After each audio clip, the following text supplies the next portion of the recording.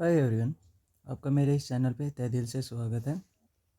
आज हम HTET TGT science 2022 के प्रीवियस ईयर क्वेश्चन सोल्व करने वाले हैं। तो हमारा फर्स्ट क्वेश्चन है which is 91। Two ends of rods of length L and radius R of the same material are kept at same temperature. Which of the following rods conducts the maximum heat. Options आपको given है। अब देखते हैं इसको solve कैसे करना है। ये एक रोड है जो कंडक्टिंग मटेरियल की है। ओके, इसकी लेंथ L है। ठीक है, ओके, इसकी यहाँ से जो ये रेडियस होगी हमारी वो कितनी है, R है। ओके, इसकी थर्मल कंडक्टिविटी कितनी होगी, कापा होगी K। ओके, उसके बाद हमें यहाँ पे क्या दे रखा है आपको, ये जो आपको रोड दे रखी है ये सेम मेटल की बनी हुई है और सेम टेम्परेचर पे है। ओके, तो उसके बाद आपको बताना है कि जो रोड है वो कितना मैक्सिमम हीट क्या करेगी, कंडक्ट करेगी। ओके, तो यहाँ पे हम इस रोड को रख देते हैं। जो हमारी हीट होगी वो फ्लो कहाँ से कहाँ करेगी, हाई टेम्परेचर से लो टेम्परेचर की तरफ। ठीक है, ओके, तो जो हीट फ्लो का रेट है,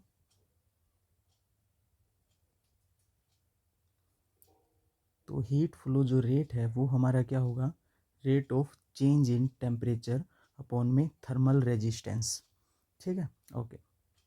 अब यहाँ पे जो टेम्परेचर बोला गया है इस सेम मेटेरियल के लिए जो रोड ले रखी है, तो इसका क्या बोल रखा है, टेम्परेचर तो सेम है। तो सेम टेम्परेचर है तो चेंज भी क्या होगा, ऑब्वियस सी बात है सेम होगा, तो चेंज तो जीरो हो जाएगा। तो ओवरऑल मैं कह सकता हूँ कि ये डायरेक्टली इक्वेशन किसकी होगा, 1 बाय थर्मल रेजिस्टेंस के। ओके, अब बात आती है जो रेजिस्टेंस होता है वो क्या होता है। जो रेजिस्टेंस होता है वो इक्वल्स टू होता है लेंथ पर यूनिट एरिया के। ठीक है, और जो मैंने नीचे लेंगे हम कापा। ठीक है, ओके। अब या मैं ऐसे भी बोल सकता हूँ कि जो रेजिस्टेंस होता है वो डायरेक्टली प्रोपोर्शन किसकी होता है, लेंथ पर यूनिट एरिया के।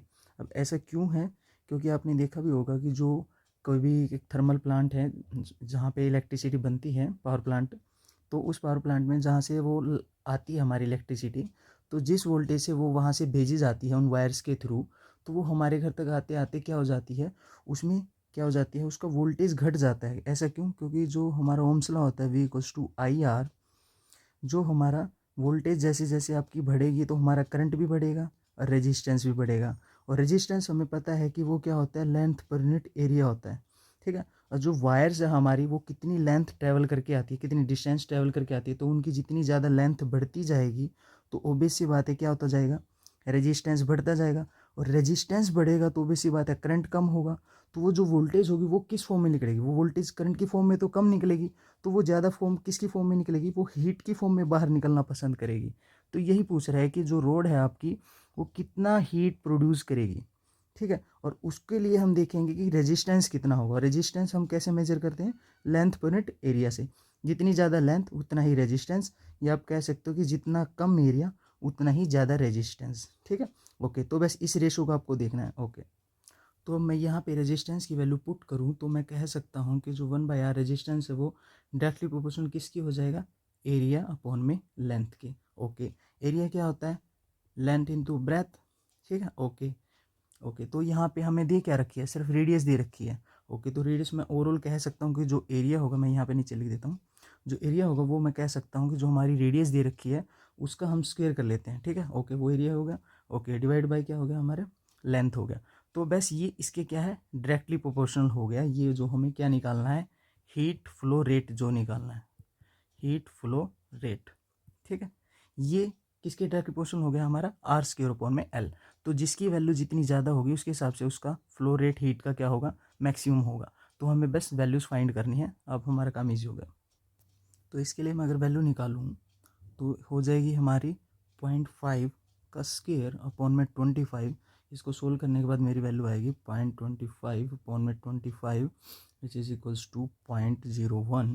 राइट, ओके, जिस सेकेंड को मैं सोल्व करूँगा तो इसकी वैल्यू होगी 1, ओवरऑल स्क्वायर हो गया इसका, डिवाइड बाय 50 इक्वल्स टू 1/50। जिसको मैं सोल्व करूँगा वैल्यू आएगी 0.02। ओके, नेक्स्ट थर्ड को मैं यहाँ सोल्व कर देता हूँ। 2 पॉइंट कितना दे रखा है, ये दे रखा है 1.5। 1.5 स्क्वायर डिवाइड बाय 75, इसको सोल्व करूँगा तो 2.25 divide by 75 this is equals to 0.03, right. Okay, अब 4 को भी सोल्व कर लेते हैं। ये होगा 2 का square divide by 100 equals to 4/100 equals to 0.04। अब जिसकी वैल्यू जितनी ज़्यादा मैक्सिमम होगी तो इसका मतलब उसका हीट फ्लो रेट क्या होगा, सबसे ज़्यादा होगा। ओके, तो इसकी वैल्यू है 0.01, इसकी 0.02, इसकी 0.03, इसकी 0.04। तो मैक्सिमम वैल्यू किसकी है, फोर्थ की। तो ऑप्शन नंबर 4 क्या हो जाएगा हमारे यहाँ पे, करेक्ट हो जाएगा। हम चलते हैं हमारे नेक्स्ट क्वेश्चन की तरफ, which is 92। A ball throne up is caught by the thrower 6 seconds after start. The height to which the ball has risen is, okay, तो आपको ग्रेविटी दे रखी है 10 मीटर पर सेकेंड स्क्वेयर, ऑप्शंस दे रखे हैं। अब देखते हैं इसको कैसे सोल्व करेंगे। अब इस क्वेश्चन को सोल्व करने के लिए मैं यहाँ पे मान लो कि ये एक स्टार्टिंग पॉइंट है जहाँ से मैंने बॉल को क्या किया है, अपलिफ्ट किया है, ऊपर की तरफ फेंका है, ठीक है। ओके, तो मैंने किसी ना किसी वेलोसिटी से तो उसको फेंका होगा, ठीक है। वो वेलोसिटी मेरे को फाइंड करनी पड़ेगी। ओके, तो इनिशियल वेलोसिटी मेरे को वो फाइंड करनी है। ओके, तो जब मैंने उसको अपलिफ्ट किया ऊपर के, ठीक है, तो वो एक मैक्सिमम हाइट तक जाएगी, ठीक है। जैसे वो एक मैक्सिमम हाइट तक जाएगी उसके बाद वो क्या करेगी, वापस आएगी नीचे की तरफ। ओके, तो उसके बाद जब जैसे ही यहाँ से कर देता हूँ, इसको अवॉइड कर देता हूँ, और यहाँ पे जैसे ये मैक्सिमम हाइट के बाद जाएगी उसके बाद वो वापस आएगी। ओके, तो जब वो मैक्सिमम हाइट तक थी उस टाइम पे उसकी जो फाइनल वेलोसिटी थी वो क्या होगी, 0 होगी, ठीक है। ओके, क्योंकि बोलते हैं ना कि जब आप किसी मैक्सिमम हाइट पे जाते हो तो वहाँ पे क्या होती है, आपकी पोटेंशियल एनर्जी ज़्यादा होती है और काइनेटिक एनर्जी क्या होती है, मिनिमम होती है, ठीक है। तो वो जो मैक्सिमम हाइट था तो उस टाइम पे उसकी v की वैल्यू क्या होगी, 0 हो गई फाइनल वेलोसिटी। और इनिशियल वेलोसिटी हमें निकालनी है किस स्पीड से हमने फेंकी थी उस बॉल को। ओके, अब बात यहाँ पे ये कह रहा है कि जो बॉल आपने फेंकी थी ना, जो वो नीचे आई, उसके बाद जो थ्रोअर था उसने वो स्टार्टिंग पॉइंट के बाद 6 सेकंड बाद पकड़ी है उसने। तो इसका मतलब उसने क्या बता रहा है, वो यहाँ पे टाइम ऑफ फ्लाइट बता रहा है, टाइम ऑफ फ्लाइट। यानी जो आपका थ्रोअर था फेंकने वाला था, उसने स्टार्ट से जब जैसे उसने फेंकी तो उसके बाद 6 सेकंड में पकड़ी है उसने उस बॉल को वापस, ठीक है। तो टाइम ऑफ फ्लाइट आपका कैपिटल जो टी है वो आपका कितना हो गया, 6 सेकंड हो गया। अब ये बता रहा है कि आपका ये जो टोटल ओवरऑल है ना, जो आपकी जो बॉल थी उस एयर मीडियम में कितना टाइम रही है, ठीक है। तो वो आपका कितना हो गया, 6 सेकंड हो गया। आप इनडायरेक्ट आप ऐसे भी सोच सकते हैं कि अगर इतनी आपने यहाँ से ऊपर जाने में इस मैक्सिमम हाइट तक अगर आपने 3 सेकंड लगाई है तो उसके बाद ये एयर मीडियम में रही। ओके, तो वापस से जैसे वो उस पॉइंट पे आएगी जहाँ से उसने बॉल फेंका था तो वापस आने में कितना लगाएगी, 3 सेकंड लगाएगी। तो ओवरऑल टोटल इस एयर मीडियम में कितने टाइम में तक रही, वो 6 सेकंड तक रही। तो इसी को बोलते हैं टाइम ऑफ फ्लाइट, राइट। तो अब मैं कह सकता हूँ कि जो मेरा टी निकलेगा, जो टाइम होगा जब वो बॉल एक मैक्सिमम हाइट तक रीच कर गई होगी, तो वो टाइम मेरे को निकालना है। तो वो टाइम कैसे निकलेगा, इस टाइम ऑफ फ्लाइट का हाफ करके। ओके, क्योंकि जितनी हाइट तक ऊपर गई होगी उतनी हाइट के बाद ये उतनी ही उतने ही टाइम में ये नीचे आई होगी, ठीक है। ओके, तो इसके हिसाब से 6 सेकेंड डिवाइड बाई 2, तो मेरा आ गया 3 सेकेंड, ठीक है। ये उस मैक्सिमम हाइट तक पहुँचने का टाइम है आपका, ठीक है। ओके, अब हमें क्या करना है, जिस वेलोसिटी से मैंने फेंका था ना, जो इनिशियल वेलोसिटी थी, तो वो मेरे को काउंट करनी पड़ेगी, ठीक है, ताकि मैं क्या कर सकूं, उस बॉल की जिस मैक्सिमम हाइट तक गई थी यहाँ तक की ये क्या कर सकूं, टोटल डिस्टेंस निकाल सकूं, राइट। ओके, तो मैं अब क्या करूँगा, इक्वेशन ऑफ मोशन का यूज़ करूँगा, ठीक है। तो फर्स्ट इक्वेशन ऑफ मोशन का मैं यूज़ करूँगा, फर्स्ट इक्वेशन ऑफ मोशन उसका यूज़ करूँगा इसको क्या निकालने के लिए, हमारे इस इनिशियल वेलोसिटी को निकालने के लिए। तो फर्स्ट इक्वेशन ऑफ मोशन क्या है, v equals to u minus a t. Acceleration a है, u हमारी इनिशियल वेलोसिटी है, v फाइनल वेलोसिटी है, t टाइम है, एसेलेशन ड्यू टू ग्रेविटी, अगर एसेलेशन है तो ड्यू टू ग्रेविटी g हमारे पास गिवन है 10 मीटर पर सेकेंड स्क्वेयर। टाइम हमें गिवन है, अभी हमने निकाला है उस मैक्सिमम हाइट तक 3 सेकेंड। ओके, फाइनल वेलोसिटी जब मैक्सिमम हाइट तक थी तो वहाँ पे उसकी फाइनल वेलोसिटी क्या हो जाएगी, 0। तो इस हिसाब से मेरी इनिशियल वेलोसिटी यहाँ पे निकल जाएगी, ये 3 इंटू 10 30 हो गया, और ये -30 उस तरफ जाएगा तो प्लस का 30, ठीक है। तो 30 मीटर पर सेकेंड से आपकी वो जो बॉल थी वो फेंकी गई थी स्टार्टिंग में, ठीक है। ओके, अब स्टार्ट करते हैं, हमें क्या निकालना है, डिस्टेंस निकालना है। तो अब हम इसके लिए यूज़ करेंगे, या तो हम सेकेंड इक्वेशन ऑफ मोशन का यूज़ करेंगे या थर्ड का यूज़ करेंगे, क्योंकि दोनों में क्या आता है, क्योंकि दोनों में डिस्टेंस वाले वो आती है, ठीक है, यूनिट आती है। ओके, अब देखते हैं हमारी s equals to u t minus half a t square, right. ये हमारी सेकेंड इक्वेशन ऑफ मोशन है। ओके, थर्ड हमारी ये होती है v square equals to u square minus का 2as, ठीक है। या तो आप इस इक्वेशन का यूज़ कर लो या आप सेकेंड इक्वेशन इसका यूज़ कर लो, ठीक है। दोनों से आंसर आपका निकल जाएगा डिस्टेंस का। ओके, तो मैं एक का यूज़ करता हूँ, ठीक है।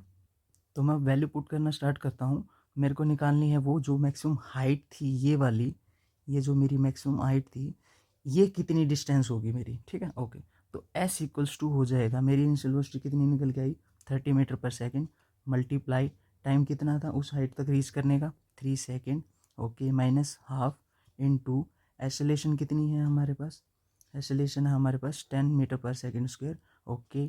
टाइम हमारे पास कितना है भाई 3 सेकेंड, इसका मल्टीप्लाई हुआ तो कितना हुआ 3 की पावर स्क्वायर है, 3 का स्क्वायर है तो 9 हो गया, ये डायरेक्ट लिख लिया मैंने, ओके ठीक है। ओके, तो ये 2 से ये 10 कट गया 5, ओके 5 9 जा 45, ओके 3 3 जा 90, okay 90 minus 45 this is equals to 45 metre, right. तो यहाँ पे ऑप्शन नंबर सेकंड हमारा क्या हो जाएगा, करेक्ट हो जाएगा, राइट। आगे चलते हैं हमारे नेक्स्ट क्वेश्चन पे, which is 93, which of the following is not a xerophytic adaptation to reduce transpiration. Okay, तो अब बात कर लेते हैं हम ऑप्शन जो गिवन है। कहना क्या चाह रहा है कि जो जीरोफाइटिक एडेप्टेशन कौन सा ऐसा ऑप्शन नहीं है जो ट्रांसपिरेशन को क्या कर सके, रिड्यूस कर सके। ओके, तो सबसे पहले फर्स्ट ऑप्शन को देखते हैं, जो स्टेम्स है take over the function of photosynthesis. ये बात बिल्कुल सही है, ये आपका ट्रांसपिरेशन को क्या करते हैं, रिड्यूस करते हैं। अब सेकंड ऑप्शन की तरफ चलते हैं, presence of hairs in stomatal pets. ये बात भी सही है क्योंकि ये क्या करते हैं, आपका रिड्यूस करते हैं जो आपका वाटर पोटेंशियल आपका ग्रेडियंट होता है, वो किस किस के बीच में होता है, आपका एक तो लीफ के बीच में और जो आउटसाइड एयर है उसके बीच में, उसको क्या करते हैं, रिड्यूस कर देते हैं। तो ओरल कह सकते हैं कि आपका ये ट्रांसपिरेशन को क्या करता है, रिड्यूस करता है। ओके, थर्ड ऑप्शन क्या है, presence of keratin layer on the leaf surface. अब यहाँ पे जो थर्ड ऑप्शन है इसमें कैरेटिन की बात करेंगे, कैरेटिन तो एक टाइप का प्रोटीन है, और प्रोटीन्स तो हमारा हेल्प्स करता है नेल्स नेल्स में, हमारा हेयर्स में, इनमें काफ़ी ज़्यादा हेल्प करता है इनको ग्रो करने में कैरेटिन। और ये तो हमारे एनिमल्स और ह्यूमन बींग्स में होता है, तो प्लांट्स का तो इससे लेना देना ही नहीं है, ठीक है। तो ऑप्शन यहाँ पे ये क्या हो जाता है, गलत हो जाता है। तो इसके हिसाब से ऑप्शन नंबर थर्ड हमारा करेक्ट हो जाता है। फोर्थ ऑप्शन की भी बात कर लेते हैं, जो प्रेजेंस है वो वैक्सी कोटिंग ऑन लीफ सरफेस। अब जो हमारे पत्ते होते हैं उनके सरफेस पर वैक्सी कोटिंग होगी ना, तो इससे क्या होगा, कम से कम पानी है ना हमारा उस पत्ते के ऊपर से कम पानी उस स्टेम्स के अंदर से उन लीफ के ऊपर आके इवेपरेट होगा ना, जो वो कम से कम हो पाएगा, ठीक है। जैसे ही सन की रेडिएशन पड़ेगी तो कम से कम इवेपरेशन होगा उस वाटर का वहाँ से, और जिससे हम क्या कर सकते हैं, ट्रांसपिरेशन को रिड्यूस कर सकते हैं सिर्फ उस वैक्सी कोटिंग की वजह से, ठीक है। यही क्या करेगा, आपके ज़्यादा से ज़्यादा जो पानी है वो इवेपरेट होने से क्या करेगा, उसको बचाएगा, ठीक है। तो यहाँ पे ऑप्शन नंबर थर्ड हमारा क्या हो जाएगा, सही हो जाएगा। अब चलते हैं हमारे नेक्स्ट क्वेश्चन की तरफ, which is 94. If a body lose half of its velocity on penetrating 3 centimeter in a wooden block, then how much will it penetrate more before coming to rest? Value निकालनी है आपको, वो भी centimetre में। Options आपको given है, अब देखते हैं हम इसको कैसे सोल्व करेंगे। तो यहाँ पे हम इस क्वेश्चन को अब सोल्व करते हैं। तो एक जो बॉडी है वो क्या करती है, एक वुडन ब्लॉक को क्या कर रही है, एक बॉडी है वुडन ब्लॉक को क्या कर रही है, पेनिट्रेट कर रही है, अपनी क्या लगा रही है, वेलोसिटी लगा रही है। अब उसमें से भी कितनी वेलोसिटी लगा रही है, उसका हाफ ही लगा रही है, ठीक है। और वो भी कितनी उससे पेनिट्रेट हो पा रही है वो वुडन बॉडी, वो 3 सेंटीमीटर ब्लॉक है जो वो पेनिट्रेट हो पा रहा है सिर्फ उसकी वेलोसिटी का हाफ से ही, ठीक है। अब उसके बाद ये बोल रहा है कि अब उसको और कितना, हाउ मच उसे पेनिट्रेट करेगा वो उसके रेस्ट आने से पहले, यानी वो जब तक वो रेस्ट नहीं आ जाती उसकी बॉडी अपनी वेलोसिटी को लेके, जब तक वो रेस्ट नहीं आ जाती तो वो कितना उसको पेनिट्रेट कर पाएगी, ठीक है। ओके, तो सबसे पहले हम यहाँ तक निकाल लेते हैं, ठीक है, इतना हिस्सा निकाल लेते हैं, फिर उसके बाद ये पेनिट्रेट वाला अलग निकालेंगे। ओके, तो हम स्टार्ट करते हैं। तो इसके लिए जो हम यूज़ करेंगे वो इक्वेशन ऑफ मोशन का थर्ड फार्मूला यूज़ करेंगे, जो होता है v square equals to u square plus में 2as। इससे पहले एक मैंने फार्मूला लिखा होगा आई थिंक, तो शायद माइनस प्लस का गलती हो गई होगी, तो आप उसको वहाँ पे करेक्ट कर लेना, वहाँ पे मैंने माइनस लगा दिया होगा गलती में, तो यहाँ पे प्लस कर लेना आप उसको, ठीक है। ओके, तो हम स्टार्ट करते हैं। तो यहाँ पे क्या कर रहा है, एक जो बॉडी थी स्टार्टिंग में उसकी वेलोसिटी मैं क्या मान के चलता हूँ, इनिशियल वेलोसिटी मान के चलता हूँ मैं उसकी यू है, राइट। ओके, उसने कितना वुडन ब्लॉक को पेनिट्रेट किया, 3 सेंटीमीटर। तो इसकी जो डिस्टेंस है एस है वो मैंने मान ली यहाँ पे 3 सेंटीमीटर गिवन है, ये हो गई। ओके, अब उसके बाद क्या करना है, उसकी फाइनल वेलोसिटी देखनी है हमें, ठीक है। हमें क्या निकालनी है एक्चुअल में, इसकी क्या निकालनी है, ये वुडन ब्लॉक को क्या कर रहा है, पेनिट्रेट कर रहा है। एक्चुअल में यहाँ पे एक्सेलरेशन निकालनी है, और वो एक्सेलरेशन क्या है एक्चुअल में, एक कॉन्स्टेंट डिसेलेरेशन है, यानी एक रिटार्डेशन है, ठीक है। तो मेरे को पहले इसको निकालना होगा, फिर उसके बाद मैं आगे वाले को कंप्लीट करूँगा। ओके, तो इसके लिए मेरे पास डिस्टेंस हो गई, ठीक है। इनिशियल वेलोसिटी को मैंने यू मान लिया, फाइनल वेलोसिटी कितनी हो जाएगी, अगर मैंने यू वेलोसिटी थी और उसमें से मैंने हाफ यूज़ की है, सिर्फ उसने हाफ लूज़ की है उसको पेनिट्रेट करने में, तो फाइनल वेलोसिटी मेरी क्या बन जाएगी, फाइनल वेलोसिटी हो जाएगी इनिशियल वेलोसिटी में से उसका u/2 हाफ में अगर घटा दूंगा तो मेरे पास फाइनल कितनी बचेगी, u/2 बचेगी, राइट ना। ओके, तो बस आप इन वैल्यूज़ को पुट कर दो, तो v में हम वैल्यू पुट करते हैं, फाइनल हो जाएगी मेरी u/2 का होल स्केयर, उसका square equals to u square plus में 2a, और उसके बाद जो हमारी डिस्टेंस है कितना पेनिट्रेट किया था, 3 किया था, 3 सेंटीमीटर। ओके, तो बस इसको सोल्व कर लो। तो इसको सोल्व करने के लिए हम क्या करेंगे, u का स्केयर हो जाएगा यहाँ पे 4 हो जाएगा, और u स्केयर यहाँ पे प्लस में है तो ये माइनस में हो जाएगा, इसका हम एलसीएम ले लेंगे, और यहाँ पे ये कितना है 3 × 2 = 6a हो जाएगा। ओके, तो जैसे ही मैं इसका एलसीएम लूँगा तो मेरी वैल्यू किस में आएगी, माइनस में आएगी, 3u² / 4 equals to 6a, right. Okay, तो मैं अब a को फाइनली सोल्व करूँगा, तो a इक्वल्स टू कितना आएगा, माइनस का 3u² / 24, और लास्ट होगी जो हमारी वैल्यू माइनस का u² / 8 आ जाएगी, राइट ना। ओके, इतना पार्ट तो यहाँ तक सोल्व हो गया। अब इसके बाद बोल रहा है कि उसको और कितना पेनिट्रेट करना पड़ेगा, जब तक वो रेस्ट पे नहीं आती, और कितना वो पेनिट्रेट कर पाएगा इस वुडन ब्लॉक को, ठीक है। ओके, तो फॉर्मूला तो यही रहेगा, v² इक्वल्स टू u², या फिर से माइनस हो गया क्या, या फिर से प्लस आएगा, राइट। ओके, तो जो है v² equals to u² plus में 2as, ठीक है। ओके, तो अभी आप देखोगे जो हमारे पास ये क्या बोल रहा है कि लास्ट में क्या रहेगा, वो रेस्ट पे रहेगा, ठीक है। तो फाइनल वेलोसिटी तो मेरी निकल गई 0, इनिशियल वेलोसिटी में क्या मान के चल रहा हूँ, यू ही लेके चल रहा हूँ। ओके, एक्सेलरेशन मैंने फाइंड कर ली यहाँ पे, माइनस के u² / 8।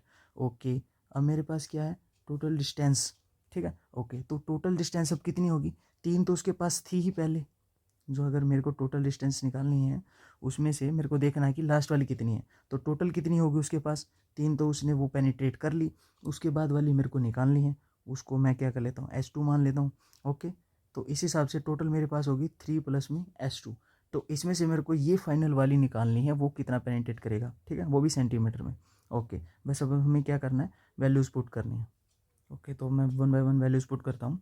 तो v² की वैल्यू पुट की, 0 का स्केयर 0 हो गया, equals to u², right. Okay, उसके बाद प्लस 2 ब्रैकेट में आपने वैल्यू डाली एक्सेलरेशन की, माइनस का u² / 8। ओके, फिर उसके बाद आपने s की वैल्यू डाली 3 प्लस में s2, राइट। ओके, तो जैसे आप इसको सोल्व करेंगे तो आपकी वैल्यू निकल के आएगी u² equals to u² / 4, 3 plus में s2, ठीक है। ओके, इसको और सोल्व करेंगे तो हमारी वैल्यू आएगी, u² से u² हमारा कैंसिल आउट हो जाएगा, 4 उस तरफ चला जाएगा। ओके, 4 इक्वल्स टू 3 प्लस में s2। ओके, इसको फर्दर सोल्व करेंगे तो 4 में से 3 चला जाएगा, 1 आएगा, तो s2 इक्वल्स टू क्या आ जाएगी, 1 सेंटीमीटर आ जाएगी। ओके, तो ऑप्शन नंबर हमारा क्या हो जाएगा, फर्स्ट हमारा क्या हो जाएगा, करेक्ट हो जाएगा। चलते हैं हमारे नेक्स्ट क्वेश्चन की तरफ, which is 95, which of the following statement is wrong. Okay, अब 1 बाय 1 ऑप्शंस को देख लेते हैं कौन सी स्टेटमेंट रॉन्ग लिखी हुई है। ओके, तो इसका फर्स्ट ऑप्शन देखते हैं हम, जो हिस्टोन है वो are rich in lysine and arginine, ये बात बिल्कुल सही लिखी हुई है। जो हमारा हिस्टोन होता है वो एक बेसिक प्रोटीन होता है, ठीक, और बेसिक भी कौन सा, बेसिक अमीनो एसिड वाले, राइट, जो अमीनो एसिड वाले होते हैं, और उनमें कौन से 2 मेन रिच होते हैं, एक तो उसके पास लाइसिन होता है और एक अर्जिनिन होता है, इन दोनों को वो हिस्टोन क्या करता है, कंटेन करता है। ओके, अब बात आती है सेकंड ऑप्शन की, जो पीएच है ऑफ हिस्टोन का वो लेस देन 7 होता है। नहीं, ये क्या है, बेसिक है प्रोटीन, तो ऑब्वियस सी बात है इसका जो पीएच होगा वो क्या होगा, 7 से ज़्यादा होगा, तो यहाँ पे ऑप्शन नंबर सेकंड क्या है, गलत है। जो पीएच है उस स्टोन का क्या है, <7 है। तो यही ये क्या हो जाएगा, गलत हो जाएगा। तो ऑप्शन नंबर सेकंड हमारा क्या हो जाएगा, करेक्ट हो जाएगा। और भी ऑप्शन देख लेते हैं हम। Option number third, an octamer of stone is present in nucleosome. ये बात बिल्कुल सही है। जो आपका हिस्टोन होता है वो आपके जो 8 मोलिक्यूल्स होते हैं ना, ऐसी ऐसी 8 मोलिक्यूल्स यूनिट होती हैं, जो वो मिलके आपका क्या क्रिएट करती हैं, आपका हिस्टोन क्रिएट करती हैं, और जो कहाँ होता है, न्यूक्लियोसोम के अंदर पाया जाता है। ठीक है, ओके। अब चलते हैं हमारे फोर्थ की तरफ। जो 5 टाइप्स ऑफ हिस्टोन होती हैं वो और इन्वॉल्व होती है इन डीएनए पैकेजिंग में। ये बात भी बिल्कुल सही है। H1, H2A, H2B, H3, H4, ये जो 5 की 5 आपकी टाइप हैं हिस्टोन की, ये सारी कहाँ होती है, डीएनए पैकेजिंग में आपकी इन्वॉल्व होती हैं। ओके, तो ऑप्शन नंबर सेकंड यहाँ पे क्या हो जाएगा, हमारा करेक्ट हो जाएगा। अब चलते हैं हमारे नेक्स्ट क्वेश्चन की तरफ, which is 96। The welding of railway tracks was done in the past with the aid of chemical reaction known as the thermite process. The thermite reaction involved the displacement of a metal from its solid oxides by another metal. अब आपको options दे रखे हैं, ये reactions दे रखी हैं। अब आपको बताना है कि कौन सा थर्माइट प्रोसेस में रिएक्शंस यूज़ होती है। ठीक है, ओके। तो हमें करना कुछ नहीं है, मेनली तो हमें क्या देखना होता है। अब इसको सोल्व करने के लिए ना हमें क्या करना पड़ेगा, हमें एलिमिनेशन मेथड लगाना पड़ेगा। ठीक है, ये 4 रिएक्शन दे रखे हैं ना, तो एलिमिनेशन मेथड हम लगाएंगे इलेक्ट्रोकेमिकल सीरीज से। तो आपको इलेक्ट्रोकेमिकल सीरीज याद होनी चाहिए। मैं एक बार जल्दी से लिख देता हूँ। लिखो, बाबा सर का नाम, मुझे अली, मुंबई जाना है, क्रेजी आयरन की किडनी को निकलवाने, सुनो पुरानी बात है, कोई हिंसांग सिल्वर लेने पटियाला आए थे। ओके, तो ये मैंने इलेक्ट्रोकेमिकल सीरीज लिख दी है। इससे पहले भी मैंने स्टेट की वीडियो बनाई थी, उसमें भी मैंने इलेक्ट्रोकेमिकल सीरीज़ बताई थी कि जो एलिमेंट आपका जितना ऊपर होगा वो उतना ही ज़्यादा रिएक्टिव होता है, वो उससे नीचे वाले सबको क्या कर सकता है, रिप्लेस कर सकता है। ठीक है, उनके कंपाउंड में से उस एलिमेंट को, पर्टिकुलर एलिमेंट को रिप्लेस कर सकता है, उस मेटल को। ठीक है, तो हमें सिर्फ क्या करना है, एलिमिनेट करना है। ओके, तो देखो फर्स्ट ऑप्शन में एक रिएक्शन लिखी हुई है जिसमें मैग्नीशियम ऑक्साइड का क्या है, कंपाउंड है, और जिंक क्या है, एक एलिमेंट है। ओके, अब यहाँ पे जिंक इस मैग्नीशियम को क्या करेगा, इसके कंपाउंड में से रिप्लेस करेगा, और ये तब करेगा जब इस इलेक्ट्रोकेमिकल सीरीज में ये जिंक मैग्नीशियम से ऊपर होगा। Right, okay. तो अभी इस इलेक्ट्रोकेमिकल सीरीज में ध्यान से देखो, जिंक तो यहाँ है और मैग्नीशियम कहाँ है, यहाँ है। अगर जिंक को मैग्नीशियम को रिप्लेस करना है तो जिंक को मैग्नीशियम के ऊपर होना पड़ेगा। ये जिंक तो मैग्नीशियम के नीचे है, तो इसका मतलब ये इस कंपाउंड में से इस मैग्नीशियम को रिप्लेस नहीं कर सकता, और इसके रिप्लेस करने पे यहाँ पे जिंक ऑक्साइड नहीं बन सकता। तो इसका मतलब ये रिएक्शन तो गलत है, ये रिएक्शन तो बनेगी नहीं। Right, okay. अब सेकेंड रिएक्शन को देखते हैं हम, जिसमें आयरन है वो एल्यूमिनियम ऑक्साइड में से एल्यूमिनियम को क्या कर रहा है, रिप्लेस कर रहा है, और खुद उसके प्लेस पे क्या आ रहा है। ठीक है, उसको सब्सटीट्यूट करके। अब ये रिएक्शन होगी या नहीं होगी वो आप बता सकते हो कि आयरन कहाँ है, ये रहा आयरन। एल्यूमिनियम कहाँ है, एल्यूमिनियम ये रहा। तो आयरन एल्यूमिनियम से नीचे है, तो ये तो लेस रिएक्टिव हो गया, तो इसको रिप्लेस ही नहीं कर सकता। तो रिप्लेस नहीं कर सकता, इसको सब्स्टिट्यूट नहीं कर सकता, तो ये कंपाउंड बनेगा नहीं, तो रिएक्शन पॉसिबल ही नहीं है। ओके, थर्ड पे चलते हैं। जिंक एल्यूमिनियम को रिप्लेस कर सकता है नहीं, वही बात। तो जिंक तो यहाँ है और एल्यूमिनियम यहाँ है, तो जिंक एल्यूमिनियम से नीचे है, तो जिंक नहीं रिप्लेस कर सकता इस एल्यूमिनियम ऑक्साइड में से इस एल्यूमिनियम को। राइट, तो यहाँ पे जिंक ऑक्साइड नहीं बन सकता, तो ये रिएक्शन पॉसिबल ही नहीं है। तो यहाँ पे लास्ट रिएक्शन क्या बचती है, फोर्थ बचती है। तो यही हमारा क्या होगा, ऑप्शन होगा। अब ऐसा क्यों हुई ये रिएक्शन हमारी, तो यहाँ पे ध्यान से देख लेते हैं। जो एल्यूमिनियम है वो आयरन को रिप्लेस करके क्या बना लेगा, एल्यूमिनियम बना लेगा, Al2O3 बना लेगा, एल्यूमिनियम ऑक्साइड बना लेगा। ठीक है, आयरन को रिप्लेस करेगा। अब ऐसा क्यों होगा, तो एल्यूमिनियम को ढूंढो, तो ये रहा एल्यूमिनियम। ओके, उसके बाद आयरन को ढूंढो, ये रहा आयरन। ठीक है, तो एल्यूमिनियम अगर आयरन को रिप्लेस करना चाहता है तो एल्यूमिनियम को ऊपर होना पड़ेगा, तो इसका मतलब एल्यूमिनियम तो ऊपर है इससे, तो इसका मतलब इसको रिप्लेस करके क्या बना सकता है, Al2O3 बना सकता है, और आयरन को क्या कर सकता है, सब्स्टिट्यूट कर सकता है। जो थर्माइट प्रोसेस है ना, ये तब यूज़ किया जाता है कि जो हमारी रेल की पटरियाँ होती हैं वो सारी की सारी लोहे की बनी होती हैं। ठीक है, ओके, आयरन की बनी होती हैं। तो एटमॉस्फेयर में ऑक्सीजन है, तो उनके साथ रिएक्शन करके वो क्या बना लेता है, Fe2O3 बना लेता है। ओके, अब ये जो Fe2O3 है, बाई चांस वो Fe2O3 बना क्यों, उसका रीज़न है कि हमें पता है कि अगर Fe2O3 में मैं एक्स वाटर के मोलिक्यूल मिला दूँ तो ये क्या हो जाता है, जिंक का फार्मूला है ना आपका, रस्टिंग ऑफ आयरन का। अब इसकी वजह से क्या होता है कि वो रेल की पटरी इसकी वजह से Fe2O3 की वजह से वो क्या हो जाती है, वहाँ से ब्रेक हो जाती है, मतलब टूट जाती है। अब उसको फिल करने के लिए इनके पास इतना टाइम नहीं है कि वो पिघला हुआ आयरन ला के और वहाँ पे क्या कर दे, उसको सब्सटीट्यूट कर दे, ऐसा नहीं होगा। तो उसके लिए बेस्ट मेथड क्या होता है कि वो एल्यूमिनियम को लाते हैं, मेल्टिंग मोल्टन स्टेट में एल्यूमिनियम को लाते हैं और वहाँ पे क्या करते हैं, तो उसको पोर कर देते हैं जहाँ पे वो क्या है, ब्रेक हो चुकी है। जैसे उसके साथ पोर करेंगे तो हमें पता ही है एल्यूमिनियम आयरन ऑक्साइड का क्या, आयरन को क्या कर देता है, रिप्लेस कर देता है और क्या बना देता है, Al2O3 बना देता है और आयरन को रिप्लेस कर देता है और वहाँ पे प्रॉपर क्या हो जाती है, वेल्डिंग हो जाती है। ठीक है ना, ओके। तो इस हिसाब से ऑप्शन नंबर 4 हमारा क्या हो जाएगा, करेक्ट हो जाएगा। हम चलते हैं हमारे नेक्स्ट क्वेश्चन की तरफ, which is 97, which of the following is not A member of kingdom Monera. अब आपका जो किंगडम मोनेरा है, एक बार इसको बात कर लेते हैं। इसमें जो चीज़ें इंक्लूड होती हैं वो आपकी, एक तो आल टाइप के आपके प्रोकैरियोटिक ऑर्गेनिजम्स आपके क्या होते हैं, इसमें इन्वॉल्व होते हैं। वो कौन से हैं आपके, मेनली आपका बैक्टीरिया हो गया, ठीक है, और साइनो बैक्टीरिया। अब साइनो बैक्टीरिया में ही आता है आपका brain glue, blue green algae, right, okay. अब हम ऑप्शंस को देख लेते हैं। ओके, तो ऑप्शन फर्स्ट क्या है, ब्लू ग्रीन एल्गी, ये आपका साइनोबैक्टीरिया जो प्रोकैरियोटिक ऑर्गेनिजम्स के अंदर आता है और जो क्या है, किंगडम मोनेरा का ही क्या है, एक पार्ट है, मेंबर है। तो यहाँ फर्स्ट ऑप्शन तो ठीक है हमारा। ओके, माइकोप्लाज्मा, जो हमारा माइकोप्लाज्मा है वो सबसे स्मॉलेस्ट बैक्टीरिया है, ठीक है, वो भी आपका किंगडम मोनेरा का ही मेंबर है। Okay, smallest bacteria. ओके, जो थर्ड ऑप्शन है आपका स्लाइम मॉड्यूल, ठीक है, ये जो आपका होता है ये आपका यूकैरियोटिक ऑर्गेनिजम्स होता है, यूकैरियोटिक ऑर्गेनिजम्स, जो आपका किंगडम मोनेरा का मेंबर नहीं है बल्कि मेंबर है किंगडम प्रोटिस्टा का। किसका है, किंगडम प्रोटिस्टा का, राइट। ओके, फोर्थ ऑप्शन क्या कहता है, मिथेनोजिन, ये भी आपका क्या है, एक टाइप का आर्कियोबैक्टीरिया है, ठीक है, ये आपका किंगडम मोनेरा का ही मेंबर है। तो ऑप्शन नंबर थर्ड है वो हमारा क्या हो जाएगा, करेक्ट हो जाएगा। ये किंगडम मोनेरा का नहीं है, ये किंगडम प्रोटिस्टा का है जो कि यूकैरियोटिक ऑर्गेनिजम्स होता है। तो ऑप्शन नंबर थर्ड यहाँ पे हमारा क्या हो जाएगा, करेक्ट हो जाएगा। चलते हैं हमारे नेक्स्ट क्वेश्चन की तरफ, which is 98, select the essential part of a flower using the code given below.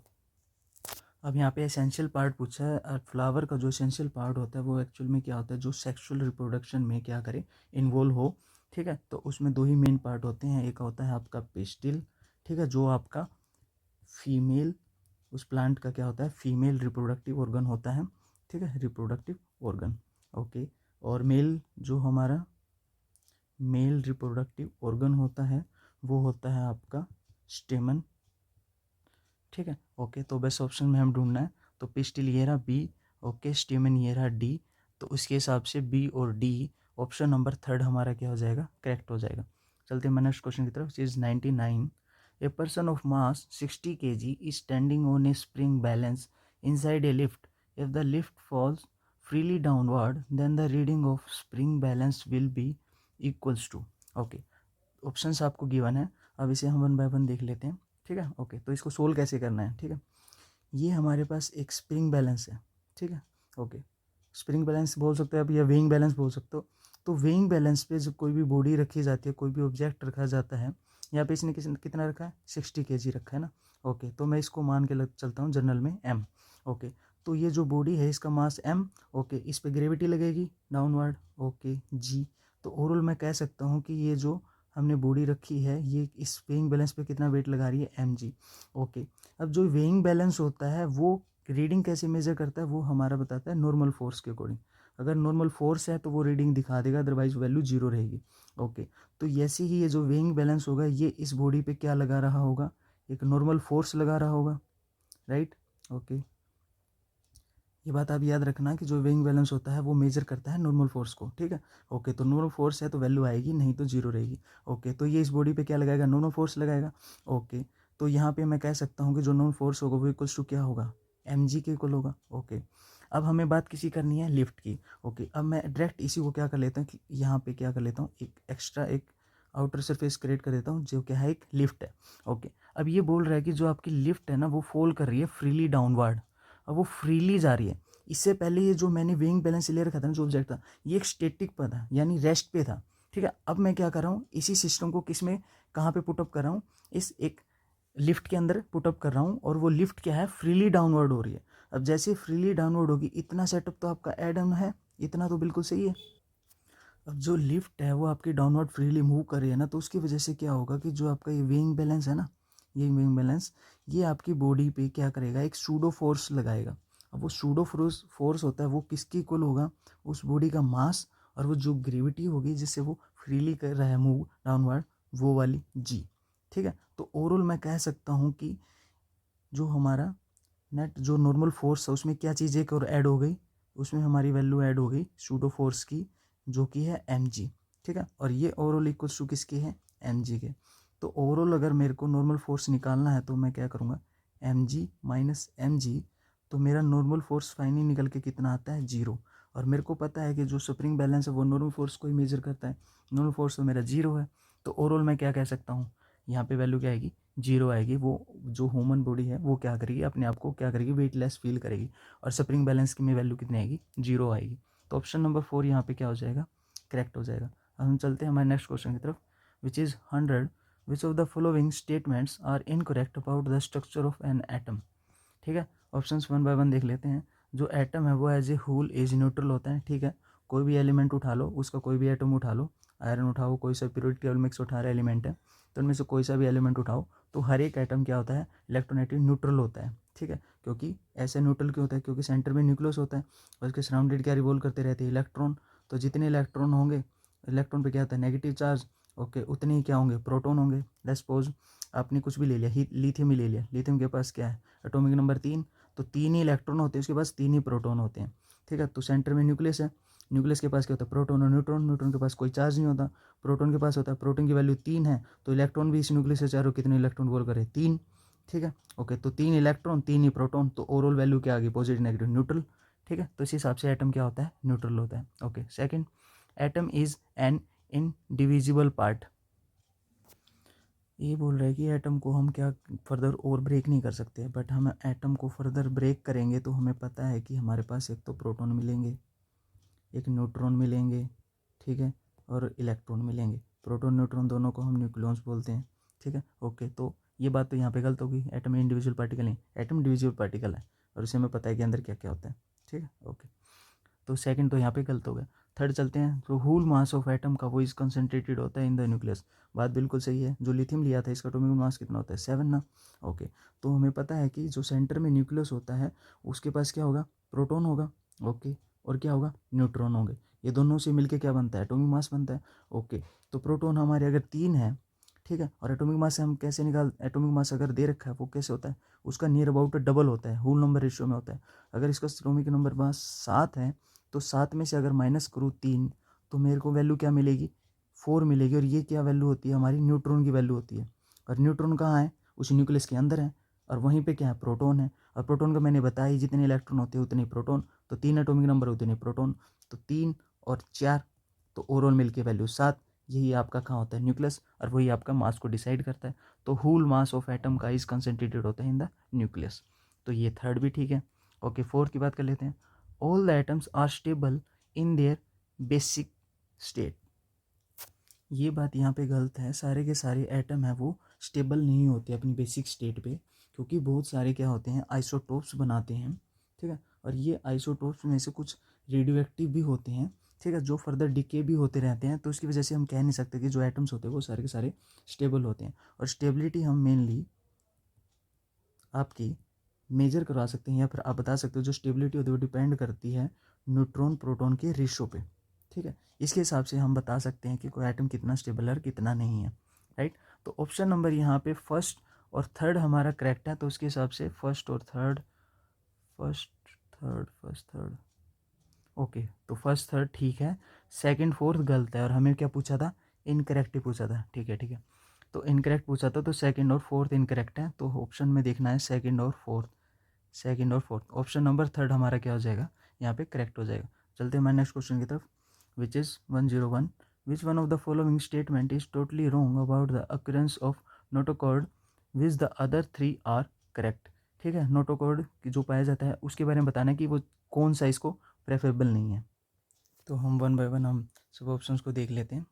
जो हमारा नोटोकॉर्ड होता है वो ओनली प्रेजेंट होता है in the tail of ascidian larva में, ये बात बिल्कुल सही है। ओके, सेकंड ऑप्शन क्या है, जो हमारा नोटोकॉर्ड होता है वो रिप्लेस हो जाता है वर्टिब्रल कॉलम के द्वारा, वो भी आपकी अडल्टहुड यानी अडल्ट स्टेज में आपका वर्टिब्रल कॉलम के द्वारा वो नोटोकॉर्ड है आपका वो रिप्लेस कर दिया जाता है। ओके, एक बार फोर्थ ऑप्शन को देख लेते हैं।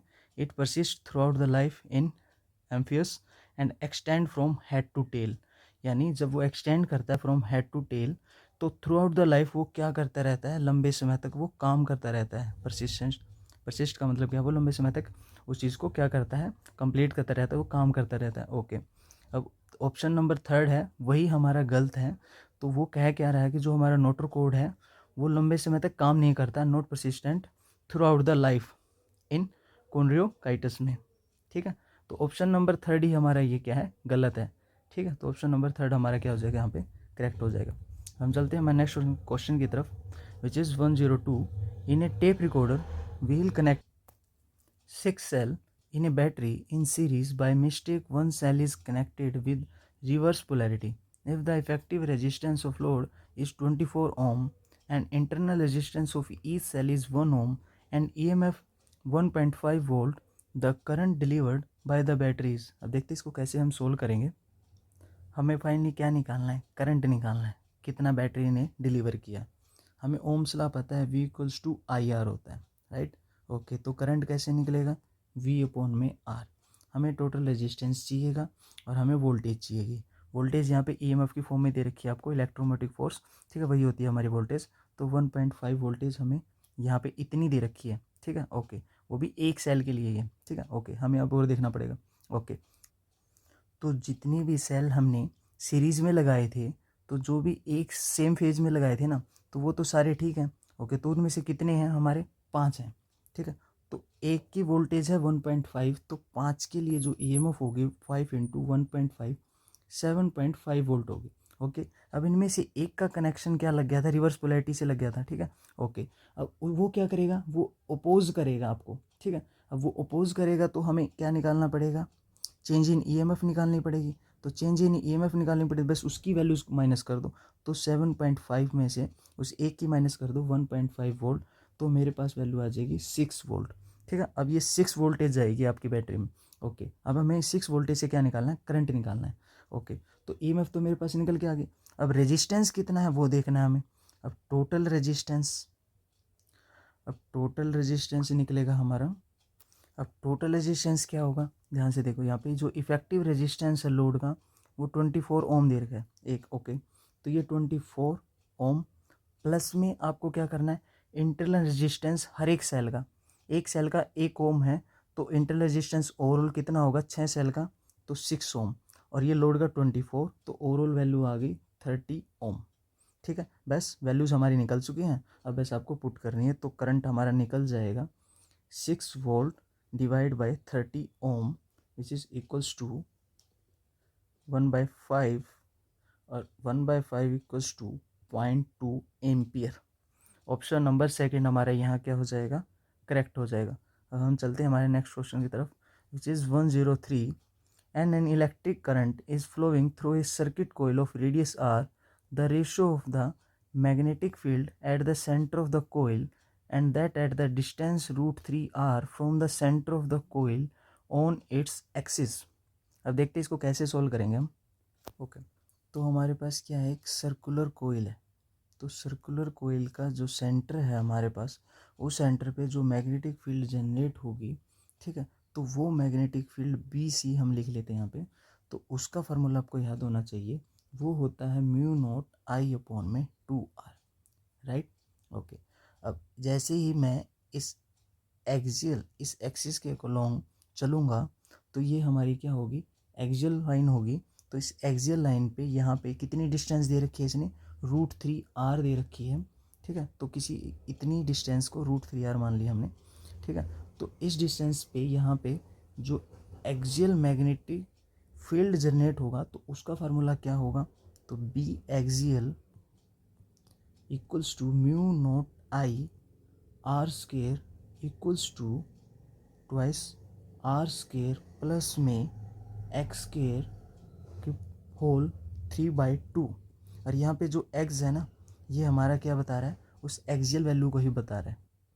ये जो हमने सेंटर से हमारी जो डिस्टेंस है ना एक्सियल पे, ये √3r, ये वैल्यू हमें दे रखी है, तो वो क्या है, एक्स ही है हमारी एक्सियल डिस्टेंस। ठीक है, तो वो है √3r। ठीक है, तो सबसे पहले हम इसको सोल्व कर लेते हैं, बी एक्सियल को, मैग्नेटिक फील्ड जो एक्सियल पे है उसको हम सोल्व कर लेते हैं। तो मैं जैसे ही सोल्व करूँगा तो μ0I r², okay, twice of R square plus में वैल्यू पुट करूँगा तो √3r, इसका भी स्केयर है, फिर उसके बाद इसका 3/2 है। ओके, तो जैसे मैं इसका सोल्व करूँगा तो √3 का ये इसका स्केयर इसको कैंसिल आउट कर देगा। ओके, सिर्फ r का बचेगा। ओके, 3r² और एक r² हो जाएगा 4r²। तो मैं लिख लेता हूँ μ0I r² divide by twice ये। ओके, अंदर वाला हो गया 3r² और एक r², 4r²। ओके, उसके बाद 3/2। ओके, इसको फर्दर आगे और सोल्व करूँ तो μ0I r², उसके बाद 2, और उसके बाद ये r² इसके पावर को यहाँ से कट कर देगा, r की क्यूब बचेगा, और 4 की क्यूब होता है 8, तो 8r की क्यूब, राइट। और इस r³ से अगर r² कैंसिल करूँ तो नीचे बचेगी एक वैल्यू r की, राइट। ओके, तो फाइनली मैं लिख सकता हूँ μ0I/में 8 × 16r, राइट ना। ओके, तो हमारे पास वैल्यूज निकल के आ गए हैं। अब हमें पूछा क्या है, रेशियो पूछा है किसका, मैग्नेटिक फील्ड का at the centre of the coil. तो पहले जो दे रखे उसी को रखना है। तो रेशियो किसका रखना है, सेंटर वाली कॉइल का, उसका सेंटर वाली कॉइल का मैग्नेटिक फील्ड, और डिवाइड में किसका रखना है, एक्सियल वाले का मैग्नेटिक फील्ड। ओके, तो बस वैल्यूज पुट कर दो। तो सेंटर वाले का यहाँ से मैं इसको साइड में कर देता हूँ एक बार, μ0I/में 16r। ओके, तो सेंटर वाली वैल्यू क्या है, μ0, ये रही यहाँ पे, μ0I/में 2r भाग ये हमारा डिवाइड। ओके, उसके बाद वैल्यू एक्सियल की μ0I/में 16r। इसको जैसे ही मैं सोल्व करूँगा, डिवाइड को मल्टीप्लाई, तो ये वैल्यू क्या हो जाएगी, चेंज हो जाएगी, μ0I/में 2r। ठीक है, ओके, जो नीचे है वो ऊपर चली जाएगी। ओके, तो 16r/में μ0I, तो μ0I से μ0I कैंसिल, r से r कैंसिल, और ये 2 से 16 कैंसिल, और वैल्यू आ जाएगी 8। तो ओवरऑल मैं कह सकता हूँ कि ये 8 और 1 का क्या आ गया, रेशो आ गया। तो ऑप्शन नंबर यहाँ पे क्या हो जाएगा, थर्ड हमारा करेक्ट हो जाएगा। हम चलते हैं नेक्स्ट क्वेश्चन की तरफ, which is 104। In an accident in A school lab a large sample of aqueous sodium hydroxide was split, which substance when added in excess is not suitable for neutralizing the alkali spill। अब ये बोल रहा है कि आपको कि school lab में आपका क्या हो गया, बाय चांस आपसे लार्ज अमाउंट में सोडियम हाइड्रोक्साइड क्या हो गया, एक्वस सोडियम हाइड्रोक्साइड गिर गया। ठीक है, अब वो पूरे फर्श पे फैल गया।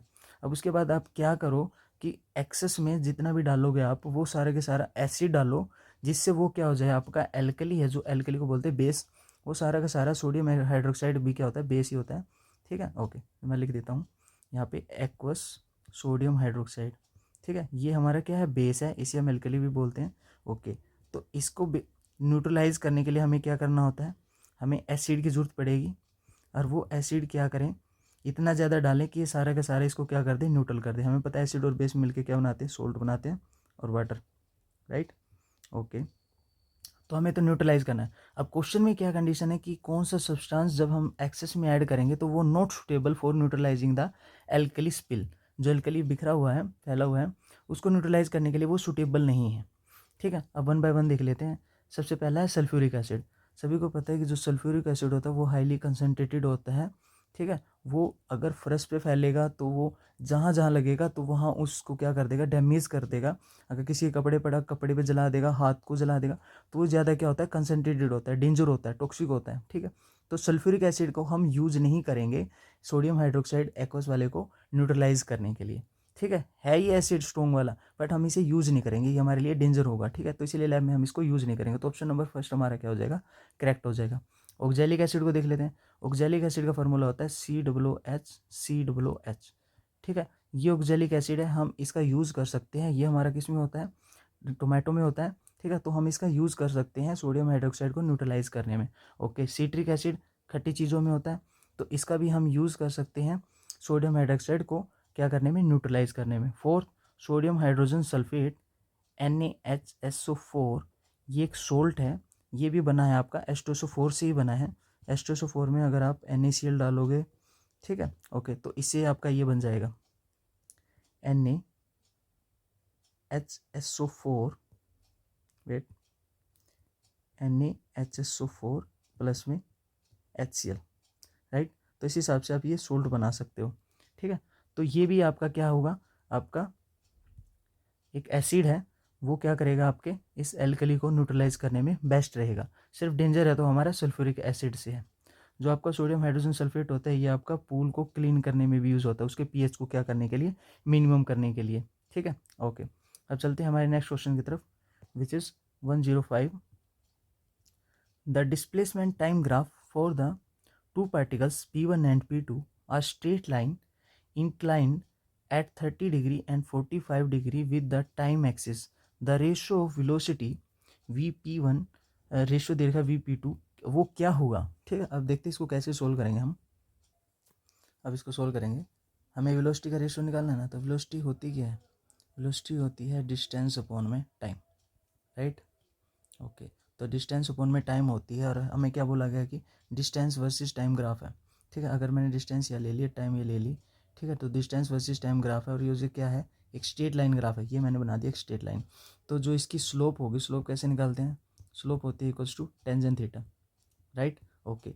और यही स्लोप क्या है, क्योंकि हमें पता है डिस्टेंस टाइम जो ग्राफ हमने बनाया है वो इक्वल्स टू किसके है, वेलोसिटी के है। तो ये जो स्लोप क्या बता रही है, आपकी वेलोसिटी की तो बता रही है, उस पार्टिकल की क्या बता रही है, वेलोसिटी बता रही है, ठीक है। तो मैं कह सकता हूँ कि जो वेलोसिटी है वो इक्वल्स हैं किसके, टेंजेंट थीटा के, ओके। वेलोसिटी को मैं v मान लेता हूँ, ओके। अब मेरे को क्या निकालनी है, P1 पार्टिकल है कोई भी, उसके लिए निकालनी है मेरे को सबसे पहले वेलोसिटी। तो मेरे को हो जाएगी V1 equals to tangent theta की वैल्यू, उसके लिए कितनी वैल्यू दे रखी है, 30 डिग्री पे वो इंक्लाइंड है वो, ठीक है, ओके। मान लिया कि ये एक स्ट्रेट लाइन ग्राफ आया तो ये 30 डिग्री पे है, ओके। एक और आया होगा, ठीक है, वो ये हो गया हमारा 45 डिग्री, ओके। तो इस हिसाब से हम वैल्यू निकालेंगे। तो टेंजेंट 30 डिग्री की वैल्यू वो हो जाएगी 1/√3, ये मेरी V1 की वैल्यू निकल गई।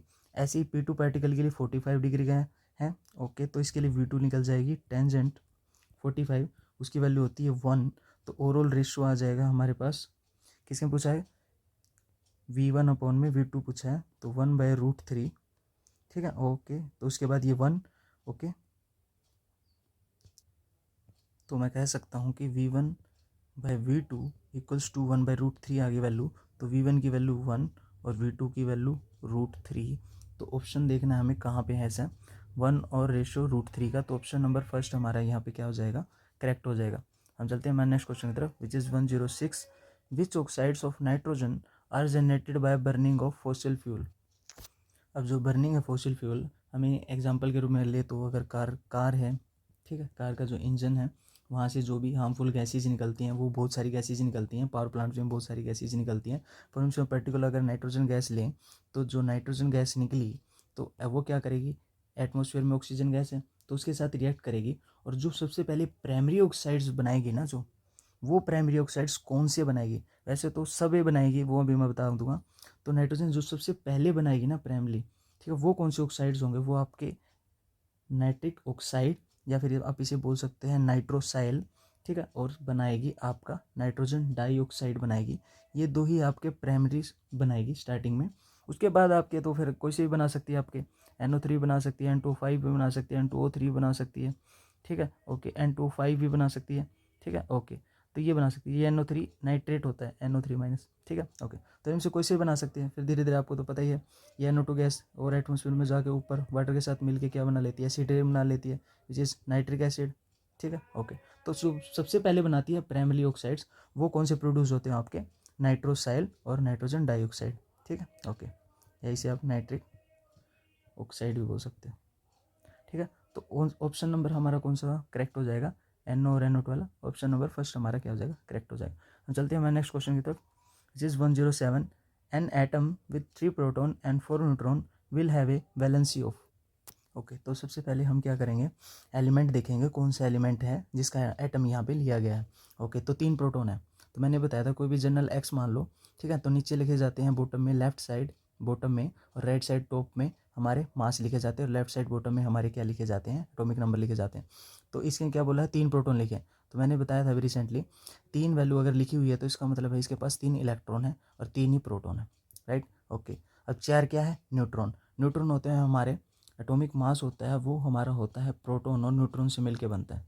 अगर मेरे पास प्रोटॉन की वैल्यू कितनी है, हमारे पास प्रोटॉन की वैल्यू 3 है, ठीक है। और एटॉमिक मास मैंने बताया था कि अगर किसी का होता है वो नियर अबाउट डबल होता है, ठीक है, और थोड़ा बहुत ऊपर नीचे हो जाता है, ठीक है, पर वो नियर अबाउट होल रेशियो होता है, उसका डबल होता है। तो 3 इसका होता है 7, ठीक है, ओके। और ये नियर अबाउट अंदाज़ा लगाए तो हमारा होता है लिथियम का, ठीक है, ओके। तो इस हिसाब से अगर देखें तो यहाँ पे न्यूट्रॉन की वैल्यू कितनी निकल के आती है, 4, जो दे ही रखी है आपको।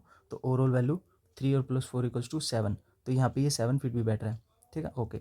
तो ये होता है 3 एटॉमिक नंबर होता है हमारा लिथियम का।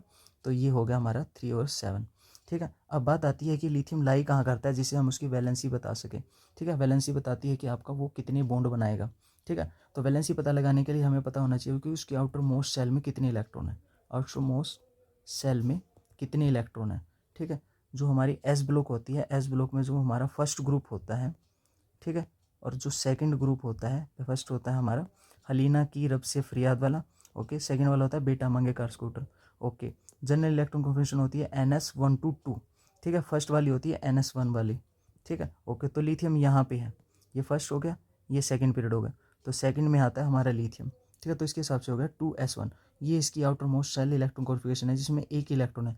तो ये एक इलेक्ट्रॉन लूज करके क्या बनाता है, बॉन्ड बनाता है, ठीक है, जैसे LiCl, ठीक है, इस टाइप से। तो एक ही इलेक्ट्रॉन लूज करता है, तो जितने इलेक्ट्रॉन लूज कर सकता है वो उसी वही बताता है उसकी वैलेंसी, कितने बॉन्ड बनाएगा वो।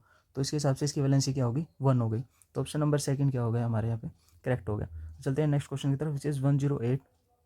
ए moving coil galvanometer of resistance 50 ohm gives a full scale deflection when a current of 0.5 milliampere is passed through it. The resistance required to convert it into a voltmeter of range 10 volt is। अब देखते हैं इसको कैसे हम solve करेंगे। तो हमें क्या करना है, हमें क्या निकालना है, सबसे पहले रेजिस्टेंस निकालना है, ठीक है, ओके। तो एक बार दोबारा हम पढ़ लेते हैं। जो कोयल थी ना, गैल्वेनोमीटर था, उसका रेजिस्टेंस 50 ओम दे रखा है, ठीक है, और वो फुल स्केल डिफ्लेक्शन दिखाता है। और जब करंट 0.5 मिली एम्पेयर उसमें से पास होता है, ठीक है। तो ये ले लिया मैंने कोई गैल्वेनोमीटर, ठीक है, ओके। तो इसमें से कितना करंट पास हो रहा है, 0.5 मिली एम्पेयर। तो पहले मिली एम्पेयर से एम्पेयर में कन्वर्ट कर लेते हैं, तो इसकी वैल्यू हो जाएगी 0.5 × 10⁻³ एम्पियर। मिलियर को एम्पियर में कन्वर्ट कर लिया, ओके। तो ये वैल्यू हो गई 0.5, ओके। अब इसके बाद क्या है, इसके बाद कह रहे हैं कि जो रेजिस्टेंस है कितना रिक्वायर्ड पड़ेगा उसको कन्वर्ट करने में वोल्टमीटर, ठीक है। और मेरे को उसको क्या देनी पड़ेगी, 10 वोल्ट की रेंज के अकॉर्डिंग, ठीक है, ओके। तो यहाँ पे वोल्टेज बता रहे हैं, ओके। मेरे को इस गैल्वेनोमीटर में अब क्या करना है, रेजिस्टेंस को ऐड करना है, ठीक है, ओके। तो जैसे ही मैं रेजिस्टेंस को ऐड करूँगा, अब कितना रेजिस्टेंस मेरे को जरूरत पड़ेगी, ये पूरा का पूरा मेरा क्या बन जाए, वोल्टमीटर बन जाए, ठीक है। और उसकी रेंज कितनी हो, 10 वोल्ट के अराउंड हो, राइट, ओके। तो मेरे को ओम्स लॉ पता है, V = IR, ठीक है। वोल्टेज मेरे को कितनी करनी है, 10 वोल्ट रेंज रखनी है, ओके। इक्वल्स टू करंट मैंने अभी देखा 0.5 = मल्टीप्लाई 10⁻³ ओके। अब रेजिस्टेंस लेना मेरे को, टोटल रेजिस्टेंस, ओके। तो रेजिस्टेंस स्टार्टिंग में गैल्वेनोमीटर कितना था, 50 ओम, और उसमें ऐड करना है ये वाला, ओके। 50 ओम था गैल्वेनोमीटर का, और उसमें ऐड करना है ये वाला। तो मेरी वैल्यू हो गई 50 प्लस में ये R जो मेरे को चाहिए है, ठीक है, ओके। तो अब इसको मैंने को क्या करना है, बस जस्ट सोल्व करना है। ये 0.5 का अगर मैं इसको सोल्व करूँ तो ये होगा 5/10, ये 10 वहाँ चला गया, ओके। तो ये हो गया 10 × 10 / 5, राइट, ओके। और ये 10⁻³ नीचे इक्वल्स टू 50 प्लस में R, राइट ना, ओके। तो इसको मैं कट करूँगा 5 2, ओके, 10 20 20 20 मल्टीप्लाई, ओके। ये 10⁻³ है, ये ऊपर जाएगी तो 10⁻+3, ओके, इक्वल्स टू 50 प्लस में R, ओके। ये 10⁻³ है, ये मतलब क्या है, ये 20,000 है, ओके। 20,000 में से ये प्लस का 50 इस तरफ गया तो -50 इक्वल्स टू R। तो ओवरऑल जो मेरी R की वैल्यू आएगी वो आएगी मेरी 19950 ओम, रेजिस्टेंस की वैल्यू। तो ऑप्शन नंबर थर्ड मेरा क्या हो जाएगा, यहाँ पे करेक्ट हो जाएगा। हम चलते हैं हमारे नेक्स्ट क्वेश्चन की तरफ, which is 109। A simple pendulum has a time period T1 when it is on earth surface and T2 when take to a height r above the earth's surface when r is the radius of the earth, the value of t2 by t1 will be। Okay अब इसको देख लेते हैं कि इसको कैसे solve करना है। ये मेरी अर्थ हो गई, ठीक है, ये अर्थ का मैंने सेंटर मान लिया और यहाँ पे कोई भी क्या रखा है, हाइट, जिस हाइट पे वो बोल रहा है, ठीक है। ध्यान से देखो एक बार, एक सिंपल पेंडुलम क्या है, t1 टाइम पे क्या है, उसका पीरियड दे रखा है। ओके जब it is on earth surface तो उस टाइम पे t2। ओके ठीक है, अब t2 की वैल्यू क्या होगी, जब उसे एक हाइट पे रखा होगा और वो हाइट कौन सी होगी, अर्थ सरफेस वाली होगी, ठीक है, अर्थ सरफेस के ऊपर, और वो भी r दे रखी है, और वो r क्या है हमारी यहाँ पे दे रखा है, रेडियस ऑफ अर्थ है। तो मैं कह सकता हूँ कि ये सेंटर हो गया अर्थ का। तो यहाँ से इस सर्कल को पूरा करूँ तो यहाँ से इतनी बनेगी, ये r और पूरा हो गया, कंप्लीट करूँगा तो डायमीटर, तो यहाँ पे इतनी होगी रेडियस r। ओके ये सर्कुलर फॉर्म मान के।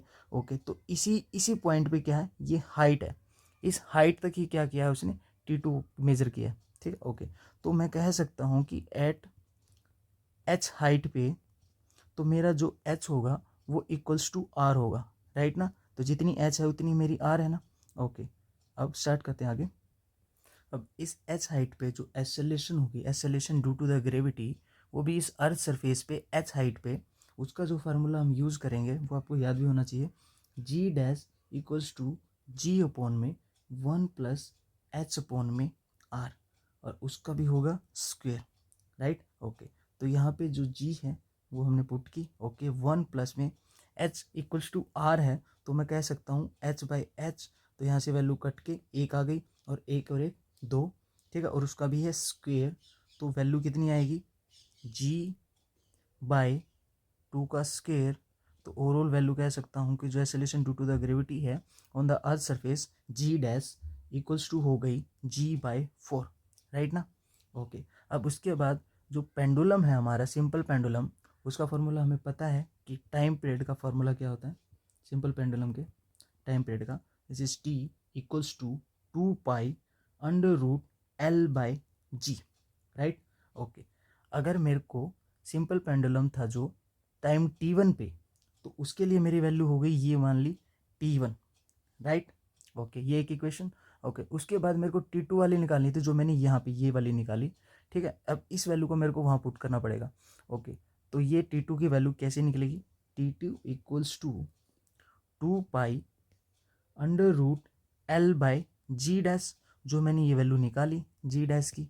ओके तो बस करना क्या है, हमें वैल्यूज पुट करनी है, और आपसे पूछा क्या है, t2 बाई t1 का रेशियो पूछा है, तो t2 by t1 equals to 2 pi root L by ji dash divide by 2 pi root L by G, ये भी कट गया, ये भी कट गया, ठीक है। ये रूट में जो एल है, इसके नीचे भी रूट में एल है, ये भी कट जाएगा, सिर्फ बचेगा क्या, root g by ji dash बचेगा, क्योंकि ये वैल्यू पलट जाएगी ना, ये इसके 1 बाय में, इसके 1 बाय वो डिवाइड है, तो ये वैल्यू पलट के क्या हो जाएगी, overall root g by ji dash हो जाएगी। अब हमें क्या करना है, जो मैंने जी की वैल्यू निकाली थी, जी बाई जी डैश की वैल्यू, सॉरी, वो क्या थी हमारी, जी बाई 4 निकाली थी हमने, ये रही यहाँ पे जी बाई 4। बस इस वैल्यू को हमें करना क्या है, यहाँ पे पुट करना है, तो बस पुट कर दो t2 by t1 equals to root G, ऐसे कैसे, और ये जी बाई 4 ऊपर चला गया 4, अब जी से जी कैंसिल आउट, ठीक है। अब बचा कितना, रूट 4 को सोल्व करेंगे तो 2 का स्क्वायर उसकी हाफ, तो इसको कट करने की तो वैल्यू आएगी 2, तो t2 by t1 equals to 2, तो मैं कह सकता हूँ कि मेरा t2 इक्वल्स टू 2t1 है, ठीक है। या फिर आप बोल सकते हो कि जो रेशो है वो कितना इक्वल आया, 2 के इक्वल आया, तो ऑप्शन नंबर 3 हमारा क्या हो जाएगा, यहाँ पे करेक्ट हो जाएगा। हम चलते हैं हमारे नेक्स्ट क्वेश्चन की तरफ, which is 110, which one of the following set phenomena would increase on raising the temperature, ऐसा कौन से फिनोमिना है जो टेम्परेचर बढ़ने से बढ़ते हैं। ओके तो जो इवेपोरेशन है, इवेपोरेशन हमें पता है कि जो, अगर पानी का एग्जांपल ले लिक्विड फॉर्म में, तो लिक्विड में जैसे हम पानी को क्या करते हैं, कपड़े सुखाते हैं, तो कपड़े पे भी क्या होता है कि जो ऊपर वाला सरफेस पे जो पानी की ड्रॉप्स होती है वो सबसे पहले वो उड़ती हैं। वो क्यों उड़ती है, क्योंकि एटमॉस्फेयर में जैसी हवा चलेगी, जो टेम्परेचर होगा, वो जितना टेम्परेचर होगा वो ऑटोमेटिक क्या करेगा, उसको उड़ाएगा पहले, ठीक है। तो इवेपोरेशन का मतलब क्या होता है कि जितना टेम्परेचर उसको मिलेगा तो वही सरफेस वाले क्या होंगे, वाटर के ड्रॉपलेट्स, वो उस लिक्विड सरफेस को छोड़ के अपनी एक्साइटेड स्टेट में चले जाएंगे, यानी वेपर स्टेट में चली जाएंगी। ठीक है, लिक्विड से वो गैसियस स्टेट में चले जाएंगे। तो इवेपोरेशन आपका बढ़ेगा जब आप टेम्परेचर बढ़ाओगे तो। ओके, बात आती है सोलिबिलिटी की। टेम्परेचर बढ़ाने से सोलिबिलिटी तो घटती है। ठीक है, ओके, माय मिस्टेक, सोलिबिलिटी आपकी टेम्परेचर बढ़ाने से बढ़ती है। आप इसे एग्जांपल से ऐसे मान सकते हो कि एक गिलास में आपने चीनी डाली और उसमें फिर पानी डाल दिया और एक टाइम के बाद वो घुलना बंद हो गई, तो उस स्टेट को हम सैचुरेटेड स्टेट बोल देते हैं। उसके बाद अगर मैं उसको और घोलना चाहूँ तो मैं क्या करूँगा, उसको क्या करूँगा, गैस स्टोव पे रख के उसको बॉईल करना स्टार्ट कर दूँगा। ठीक है, जैसे जैसे टेम्परेचर बढ़ेगा वो सारी चीनी जो घुल नहीं रही थी वो अब घुलना स्टार्ट हो गई है, उसे हम सुपर सैचुरेटेड स्टेट कहते हैं। तो इसका मतलब क्या है, सोलिबिलिटी बढ़ी ना टेम्परेचर बढ़ाने से। ठीक है, ओके, तो इवेपोरेशन भी बढ़ता है, सोलिबिलिटी भी बढ़ती है। अब बात आती है कंप्रेशन ऑफ गैस। किसी भी गैस को मेरे को कंप्रेस करना है तो मेरे को टेम्परेचर कम करना पड़ेगा और प्रेशर बढ़ाना पड़ेगा। तो टेम्परेचर कम नहीं, यहाँ पे तो बोल रहा है टेम्परेचर ज़्यादा करना पड़ेगा। तो यहाँ पे तो ये ऑप्शन नंबर फर्स्ट तो गलत हो गया। ओके, अब सेकंड ऑप्शन देख लेते हैं। इवेपोरेशन हमने देखा था बढ़ रहा है। ठीक है, ओके, अब डिफ्यूजन देख लेते हैं हम। जो डिफ्यूजन आपका फिनोमिना है वो होता है एक गैस का दूसरे गैस में मिल जाना, और उसी को बोलते हैं डिफ्यूजन। और वो फास्ट कब होगा, वो फास्ट तब होगा जब आप टेम्परेचर क्या करोगे, इंक्रीज़ करोगे। तो एक गैस दूसरे गैस में इजीली क्या हो जाएगी, मर्ज हो जाएगी। वो कब होगी, जैसे टेम्परेचर बढ़ेगा तो उन मॉलिक्यूल्स के बीच में उनकी काइनेटिक एनर्जी फास्ट हो जाएगी और वो फास्टली क्या होंगे, एक दूसरे में क्या हो जाएंगे, मूव करना स्टार्ट कर जाएंगे और मिक्स हो जाएंगे। उसे कहेंगे हम डिफ्यूजन, राइट, ओके। और इसके बाद आता है एक्सपेंशन ऑफ गैस। अब किसी भी गैस को एक्सपेंड करना है तो हमें क्या करना होगा, टेम्परेचर इंक्रीज करना होगा। इससे पहले मैंने बात की थी compression of gas. Compression of gas के लिए टेम्परेचर घटाना पड़ता है और गैस को एक्सपेंड करना है तो मेरे को टेम्परेचर बढ़ाना पड़ेगा। जितना ज़्यादा टेम्परेचर बढ़ाऊंगा तो जो गैस के मोलिक्यूल्स होंगे वो दूर दूर जाना स्टार्ट करेंगे, क्योंकि उनकी काइनेटिक एनर्जी बढ़ जाएगी और वो बहुत ज़्यादा दूर चले जाएंगे। ठीक है, ओके, तो यहाँ पे इवेपोरेशन भी ठीक है, डिफ्यूजन भी ठीक है, एक्सपेंशन ऑफ गैस भी ठीक है। तो ऑप्शन नंबर सेकंड हमारे यहाँ पे करेक्ट हो गया। और कुछ बचता है, डिफ्यूजन हम बता चुके हैं, सोलिबिलिटी बता चुके हैं, कंप्रेशन ऑफ गैस बता चुके हैं, डिफ्यूजन बता चुके हैं, compression of gas. Condensation, condensation क्या होता है, जो गैसीय स्टेट है लिक्विड स्टेट में आते हैं। हमें पता है सॉलिड, लिक्विड, गैस। इस तरफ जाते हैं तो टेम्परेचर देना पड़ता है और इस तरफ जाते हैं तो टेम्परेचर घटाना पड़ता है। ठीक है, ओके, तो गैस से जब लिक्विड स्टेट पे जाएंगे तो क्या कर रहे हैं हम, कंडेंस कर रहे हैं। ठीक है, गैसियस मॉलिक्यूल्स को लिक्विड में लाने के लिए। ठीक है, तो टेम्परेचर तो घटाना पड़ेगा। तो यहाँ पे तो बात हो रही है टेम्परेचर इंक्रीज की, तो ऑप्शन ये यहाँ पे भी गलत हो जाता है। तो ऑप्शन नंबर सेकंड यहाँ पे सही होता है। ठीक है, ओके। अगर आपको वीडियो अच्छी लगे तो इसको ज़्यादा से ज़्यादा शेयर करें। Thank you.